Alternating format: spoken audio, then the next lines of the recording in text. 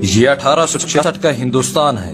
دیوبند کی ایک چھوٹی سی مسجد جسے چھتنا کی مسجد کہتے ہیں، ایک انار کا درخت ہے، اسی درخت کے نیچے سے آب حیات کا چشمہ پھوٹ رہا ہے۔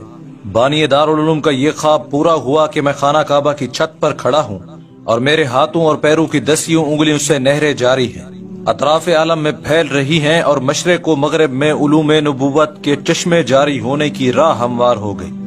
کسے معلوم تھا کہ ایک چٹائی پر بیٹھا ہوا طالب علم کسی بین الاقوامی تحریک کی بھی قیادت کر سکتا ہے، اور وہ ایک ایسی حکومت کی بنیادیں ہلانے کی بھی طاقت رکھتا ہے جس کی حکومت میں اس دور میں سورج غروب نہیں ہوتا تھا۔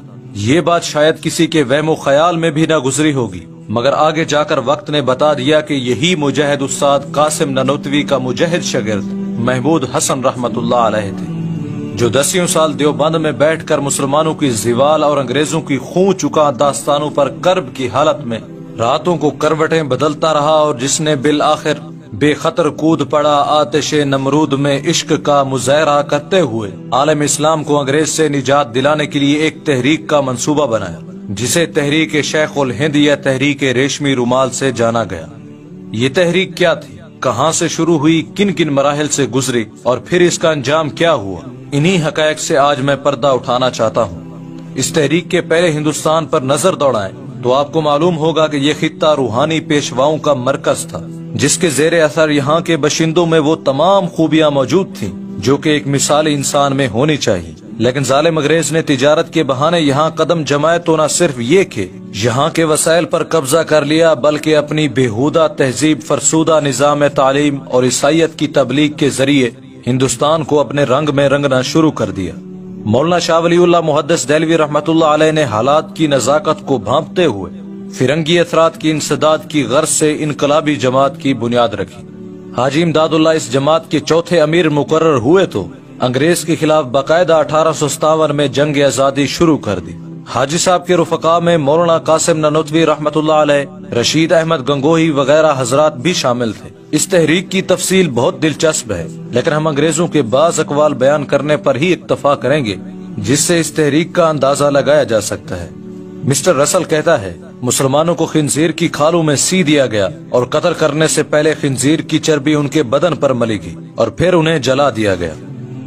لارڈ براڈ کہتا ہے، میرا گزر دہلی کی چاندنی چوک سے ہوا تو وہاں ہر جانب لاشوں کے انبار تھے۔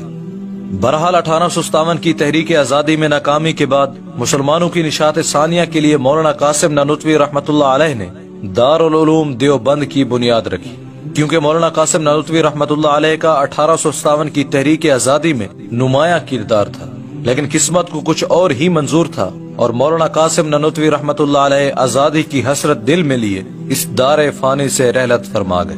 پھر یہ ادارہ شیخ الہند مولانا محمود حسن رحمت اللہ علیہ کی کاوشوں سے تحریک آزادی کا ایک بڑا مرکز بن گیا۔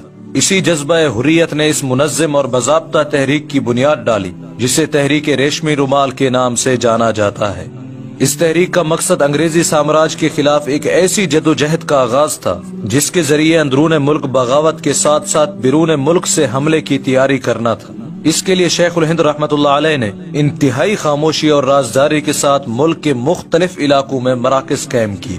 یہ تو یقینی بات ہے کہ اس تحریک کو کوئی خاطر خواہ کامیابی نہ مل سکی۔ اس کی کیا وجہ تھی؟ اس دور میں برطانوی سلطنت کی سرحدات اتنی وسیع ہو چکی تھی کہ ان پر سورج غروب نہیں ہوتا تھا، اور آزادی کی کسی تحریک کا بھی وجود نہیں تھا۔ انڈین نیشنل کانگریس کی حیثیت ایک انجمن سے زیادہ نہیں تھی۔ مسٹر محمد علی جناح اور گاندھی بھی بر صغیر کے سیاسی افق پر نمودار نہیں ہوئے تھے۔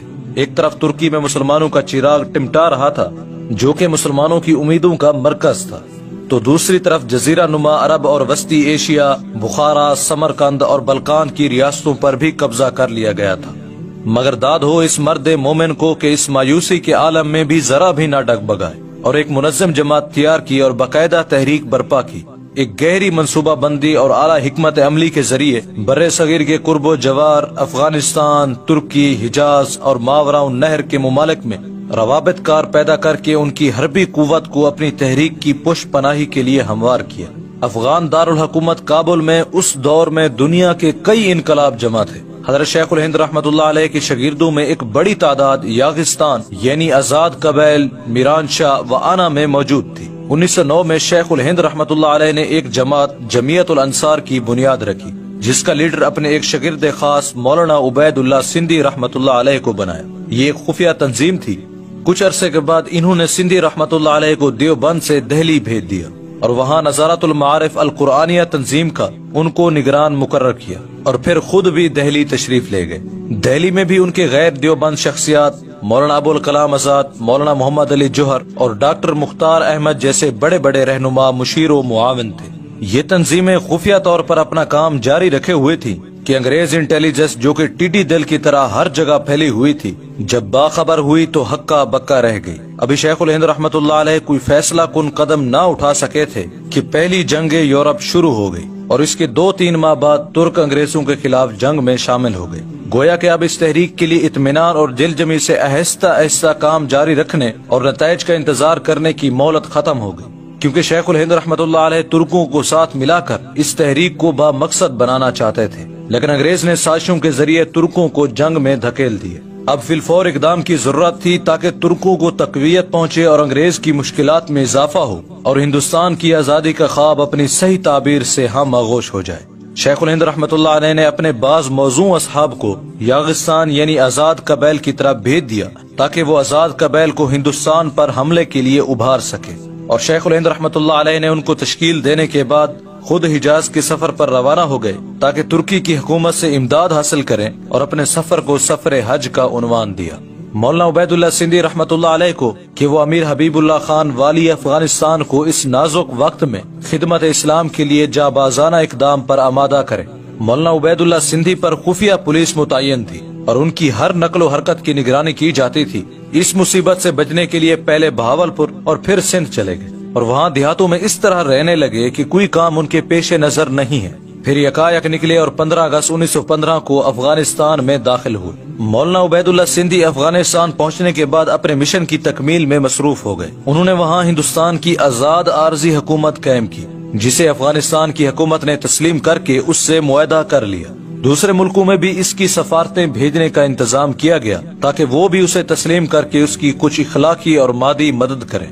मौलाना सिंधी रहमतुल्लाह अलैह ने इन तमाम हालात को 3 कपड़ों पर कढ़ाई करके एक बाएतमाद शख्स के जरिए सिंध रवाना किया ताकि वो उसे खुद या किसी काबिल एतमाद शख्स के जरिए हिजाज में हजरत शेख उल हिंद तक पहुँचाए, क्योंकि शेख उल हिंद रहमतुल्लाह अलैह हिजाज जा चुके थे, लेकिन रुमाल सिंध पहुँचने के बजाय खान बहादुर रब नवाज खान के हाथ में पहुँच गए, जिसने मुल्क को मिल्लत की आजादी और खुशहाली पर अंग्रेज की खुशनुदी को तरजीह दी। चुनाचे रेशमी खतूत 14 अगस्त 1915 को मुल्तान के खान बहादुर रब नवाज ने कमिश्नर मुल्तान के हवाले किए। ये जर्द रेशमी कपड़ों के 3 टुकड़े थे जिन पर खुश खत उर्दू लिखी हुई थी।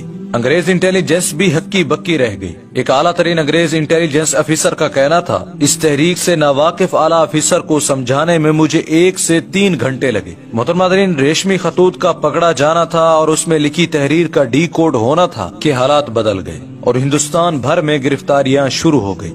मोहतरम अंग्रेज शेख उल हिंद रहमतुल्लाह अलैह को गिरफ्तार करने के बाद रिहा करने पर मजबूर क्यों हुए? हिजाज के सफर में शेख उल हिंद रहमतुल्लाह अलैह ने क्या कारनामे अंजाम दिए और जलियांवाला बाग की हकीकत क्या थी?